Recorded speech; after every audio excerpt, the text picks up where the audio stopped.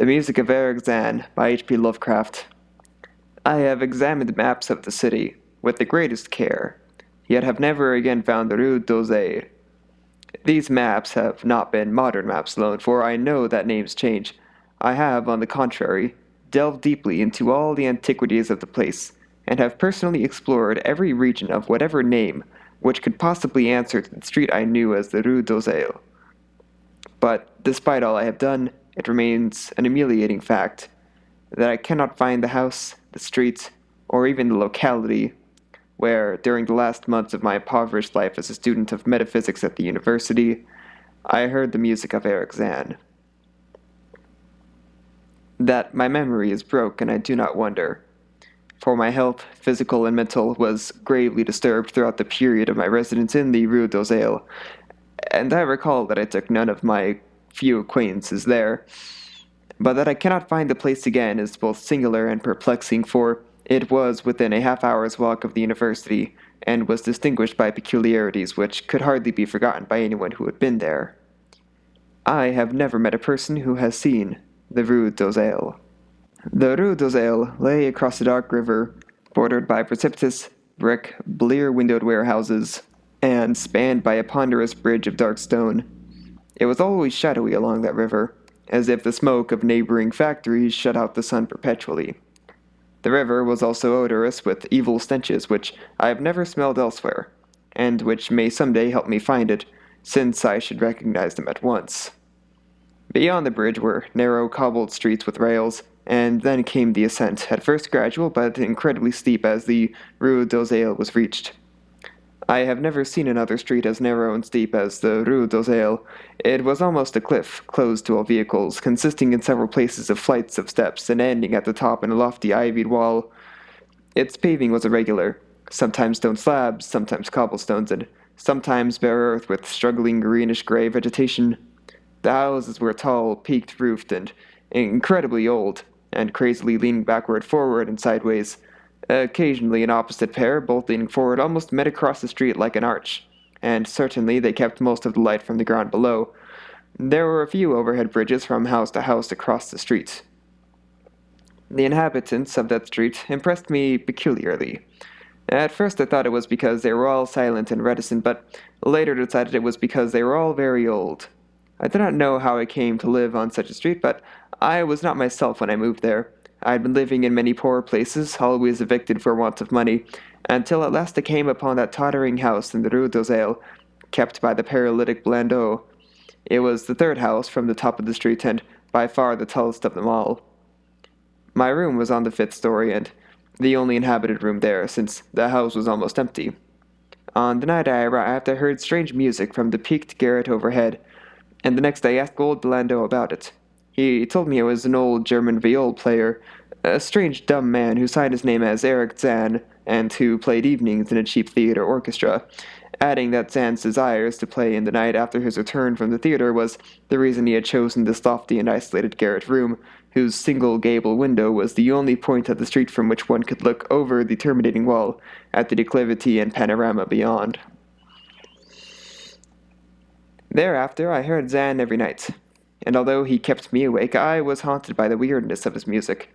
Knowing little of the art myself, I was yet certain that none of his harmonies had any relation to music I had heard before, and concluded that he was a composer of highly original genius.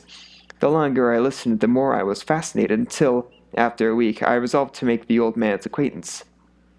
One night, as he was returning from his work, I intercepted Zann in the hallway and told him that I would like to know him and be with him when he played. He was a small, lean-bent person with shabby clothes, blue eyes, grotesque satyr-like face, and nearly bald head, and at my first words he seemed both angered and frightened. My obvious friendliness, however, finally melted him, and he grudgingly motioned to me to follow him up the dark, creaking, and rickety attic stairs. His room was one of nearly 2 in the steeply pitched garret. Was on the west side, towered the high wall that formed the upper end of the street. Its size was very great, and seemed the greater because of its extraordinary bareness and neglect. Of furniture there was only a narrow iron bedstead, a dingy washstand, a small table, a large bookcase, an iron music rack, and 3 old-fashioned chairs. Sheets of music were piled in disorder about the floor, The walls were of bare boards and had probably never known plaster, whilst the abundance of dust and cobwebs made the place seem more deserted than inhabited. Evidently, Erich Zann's world of beauty lay in some far cosmos of the imagination. Motioning me to sit down, the dumb man closed the door, turned the large wooden bolt, and lighted a candle to augment the one he had brought with him. He now removed his viol from its moth-eaten covering, and, taking it, seated himself in the least uncomfortable of the chairs. He did not employ the music rack, but offering no choice in playing from memory, enchanted me for over an hour with strains I had never heard before, strains which must have been of his own devising. To describe their exact nature is impossible for one unversed in music. They were a kind of fugue with recurrent passages of the most captivating quality, but to me were notable for the absence of any of the weird notes I had overheard from my room below on other occasions. Those haunting notes I had remembered, and had often hummed and whistled inaccurately to myself, so when the player at length laid down his bow, I asked him if he would render some of them.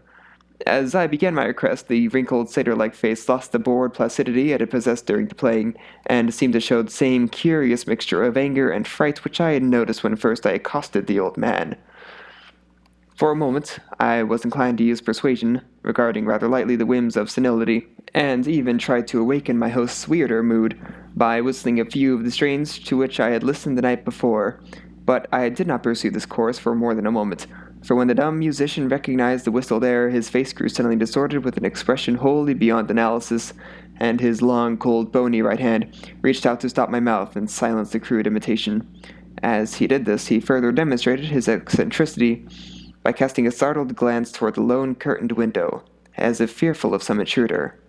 A glance doubly absurd, since the garret stood high and inaccessible above all the adjacent roofs, this window being the only point on the steep street, as the concierge had told me, from which one could see over the wall at the summit.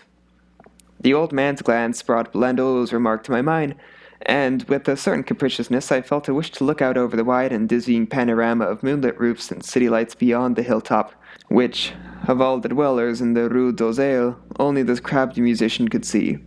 I moved toward the window, and would have drawn aside the nondescript curtains, when, with a frightened rage, even greater than before, the dumb lodger was upon me again, this time motioning with his head toward the door as he nervously strove to drag me thither with both hands. Now, thoroughly disgusted with my host, I ordered him to release me, and told him I would go at once. His clutch relaxed, and, as he saw my disgust and offense, his own anger seemed to subside. He tightened his relaxing grip, but at this time in a friendly manner, forcing me into a chair, then with an appearance of wistfulness crossing to the littered table, where he wrote many words with a pencil in the labored French of a foreigner. The notes which he finally handed me was an appeal for tolerance and forgiveness. Zann said that he was old, lonely, and afflicted with strange fears and nervous disorders connected with his music, and with other things. He had enjoyed my listening to his music, and wished I could come again and not mind his eccentricities, but he could not play to another his weird harmonies, and could not bear hearing them from another, nor could he bear having anything in his room touched by another. He had not known until our hallway conversation that I could overhear his playing in my room, and now asked me if I could arrange with Blandeau to take a lower room where I could not hear him in the night. He would, he wrote, defray the difference in rent. As I sat deciphering the execrable French, I felt more lenient toward the old man. He was a victim of physical and nervous suffering, as was I, and my metaphysical studies had taught me kindness. In the silence there came a slight sound from the window. The shutter must have rattled in the night wind, and for some reason I started almost as violently as did Erich Zann. When I had finished reading, I shook my host by the hand and departed as a friend. The next day, Blandeau gave me a more expensive room on the third floor, between the apartments of an aged money lender and the room of a respectable upholsterer. There was no one on the fourth floor. It was not long before I found that Zann's eagerness for my company was not as great as it had seemed while he was persuading me to move down to the fifth story. He did not ask me to call on him, and when I did call, he appeared uneasy and played listlessly. This was always at night. In the day he slept and would admit no one. My liking for him did not grow, though the attic room and the weird music seemed to hold an odd fascination for me. I had a curious desire to look out of that window, over the wall and down the unseen slope at the glittering roofs and spires which must lie outspread there. Once I went up to the garret during the theater hours when Zann was away, but the door was locked. What I did succeed in doing was to overhear the nocturnal playing of the dumb old man. At first I would tiptoe up, to the old 5th floor. Then I grew bold enough to climb the last creaking staircase to the peaked garret. There, in the narrow hall, outside the bolted door with the covered keyhole, I often heard sounds which filled me with an indefinable dread, the dread of vague wonder and brooding mystery. It was not that the sounds were hideous, for they were not, but that they held vibrations suggesting nothing on this globe of earth, and that at certain intervals they assumed a symphonic quality which I could hardly conceive as being produced by one player. Certainly Erich Zann was a genius of wild power. As the weeks passed, the playing grew wilder, whilst the old musician acquired an increasing haggardness and furtiveness pitiful to behold. He now refused to admit me at any time and shunned me whenever we met on the stairs. Then, one night, as I listened at the door, I heard the shrieking viol swell into a chaotic babble of sound, a pandemonium which would have led me to doubt my own shaking sanity had there not come from behind that barred portal a piteous proof that the horror was real, the awful inarticulate cry which only a mute can utter and which rises only in moments of the most terrible fear or anguish. I knocked repeatedly at the door, but received no response. Afterward, I waited in the black hallway, shivering with cold and fear, till I had heard the poor musician's feeble efforts to rise from the floor by the aid of a chair. Believing him just conscious after a fainting fit, I renewed my rapping, at the same time calling out my name reassuringly. I heard Zann stumble to the window and close both shutter and sash, then stumble to the door, which he falteringly unfastened to admit me. This time his delight at having me present was real, for his distorted face gleamed with relief, while he clutched at my coat as a child clutches at its mother's skirts. Shaking pathetically, the old man forced me into a chair whilst he sank to another, beside which his viol and bow lay carelessly on the floor. He sat for some time inactive, nodding oddly, but having a paradoxical suggestion of intense and frightened listening. Subsequently, he seemed to be satisfied, and crossing to a chair by the table, he wrote a brief note, handed it to me, and returned to the table, where he began to write rapidly and incessantly. The note implored me, in the name of mercy, and for the sake of my own curiosity, to wait where I was while he prepared a full account in German of all the marvels and terrors which beset him. I waited, and the dumb man's pencil flew. It was perhaps an hour later, while I still waited, and while the old musician feverishly written sheets still continued to pile up, that I saw Zann start from the hint of a horrible shock. Unmistakably, he was looking at the curtained window and listening shudderingly. Then I half fancied I heard a sound myself, though it was not a horrible sound, but rather an exquisitely low and indefinitely distant musical note, suggesting a player in one of the neighboring houses, or in some abode beyond the lofty wall over which I had never been able to look. Upon Zann the effect was terrible, for dropping his pencil, suddenly he rose, seized his viol, and commenced to rend the night with the wildest playing I had ever heard from his bow, save when listening at the barred door. It would be useless to describe the playing of Erich Zann on that dreadful night. It was more horrible than anything I had ever overheard, because I could now see the expression of his face, and could realize that this time the motive was stark fear. He was trying to make a noise, to ward something off or drown something out. What, I could not imagine, awesome though I felt it must be. The playing grew fantastic, delirious, and hysterical, yet kept to the last the qualities of supreme genius which I knew this strange old man possessed. I recognized the air. It was a wild Hungarian dance popular in the theaters, and I reflected for a moment that this was the first time I had ever heard Zann play the work of another composer. Louder and louder, wilder and wilder, mounted the shrieking and whining of that desperate viol. The player was dripping with uncanny perspiration and twisted like a monkey, always looking frantically at that curtained window. In his frenzied strains I could almost see shadowy satyrs and bacchanals dancing and whirling insanely through the seething abysses of clouds and smoke and lightning. And then I thought I heard a shriller, steadier note that was not from the viol, a calm, deliberate, purposeful, mocking note from far away in the west. At this juncture, the shutter began to rattle in the howling night wind, which had sprung up outside as if in answer to the mad playing within. Zann's screaming viol now outdid itself, emitting sounds I had never thought a viol could emit. The shutter rattled more loudly and fastened and commenced slamming against the window. Then the glass broke shiveringly under the persistent impacts, and the chill wind rushed in, making the candles sputter, and rustling the sheets of paper on the table where Zann had begun to write out his horrible secret. I looked at Zann and saw that he was past conscious observation. His blue eyes were bulging, glassy and sightless, and the frantic playing had become a blind, mechanical, unrecognizable orgy that no pen could ever suggest. A sudden gust, stronger than the others, caught up the manuscript and bore it toward the window. I followed the flying sheets in desperation, but they were gone before I reached the demolished panes. Then I remembered my old wish to gaze from this window, the only window in the Rue d'Oseille from which one might see the slope beyond the wall and the city outspread beneath. It was very dark, but the city's lights always burned, and I expected to see them there amidst the rain and wind. Yet when I looked from that highest of all gable windows, looked while the candles sputtered and the insane viol howled with the night wind, I saw no city spread below, and no friendly lights gleaming from the remembered streets, but only the blackness of space illimitable, unimagined space alive with motion and music, and having no resemblance to anything on earth.